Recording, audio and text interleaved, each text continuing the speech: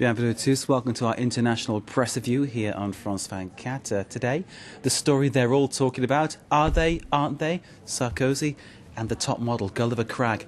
Tell us more. Yeah, well, we've got to start with the gossip, haven't we? The French papers don't normally go in for this sort of thing, but this morning it's all over the front pages. Even Le Figaro, which is the most pro-government paper of them all, Nicolas Sarkozy and Carla Bruni, they were photographed together at Disneyland over the weekend, apparently by around 10 photographers, and they let them take the photos as much as they wanted to, which almost amounts to making it official. And the main pictures that were taken will appear on Paris Match and other weeklies later in the week. For the moment, we can content ourselves with this one on the front of Le Parisien, which has helpfully circled the lovebirds in case we don't recognise them, but they're not right together, but apparently there are photos where you see them absolutely together.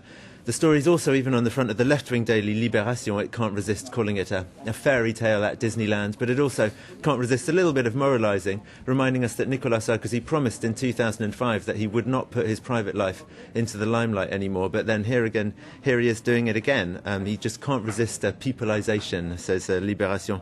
Clearly, the president reckons it probably can't do his popularity any harm to be seen with a catch like Carla Bruni so soon after being divorced by his wife, Cecilia. Well, she is, if I dare risk being sexist, a fine figure of a woman. She's a lovely looking girl. Anyway, she's had a varied career as well, as yes, you were saying. Wide and Mick varied. Jagger, but also Laurent Fabius, the left-wing leader in France. So it just shows love knows no political boundaries. Indeed.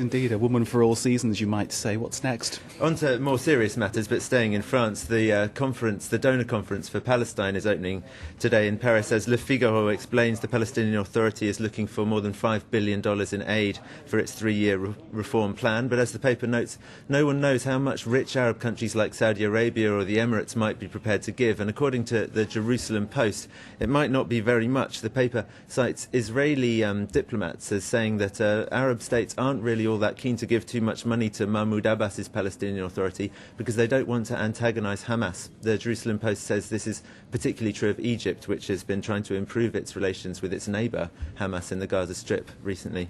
So incredibly tricky with Hamas as the elephant in the room whenever this topic's discussed. I mean, difficult stuff. Yeah. Now, obviously, Thabo Mbeki in South Africa, another big story. What's the press reaction to that one? High tension there, yeah. The ANC locked in battle with itself. The decision's been delayed, but it looks like Mbeki's going to lose. Or certainly, if you look at the front page of The Star over there, suggests he didn't do very well yesterday. Mbeki is left flat-footed, is the headline. And the paper reports that the current ANC leader and South African president was booed after his speech, and then people sang Jacob Zuma, his rival's campaign song, straight after his speech. But generally in the serious press in South Africa, you can't read that much favourable opinion of Jacob Zuma. He appears to be widely distrusted as a populist, and he's facing corruption charges, of course. There's an op-ed, more general op-ed, by Shadrach Gutto in the Mail and Guardian saying this is a historic moment for South Africa.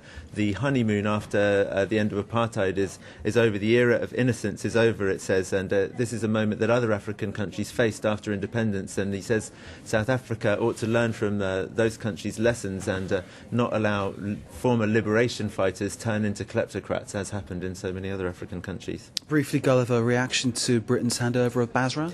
Yeah, The Guardian in Britain is not impressed with what British troops have achieved in Iraq. They pull out of Basra, leaving behind murder and chaos, says the front page headline, with Shia militia better armed than the official Iraqi security forces. That's based on an interview with the province's new police commander. He's not happy. The Times' coverage is much more favourable. It says British troops leave Basra with hope, but it didn't. The Times didn't have the same interview with the police commander. Gulliver Cragg, thank you for that comprehensive look at the world's press. You're watching France 24. Stay with us.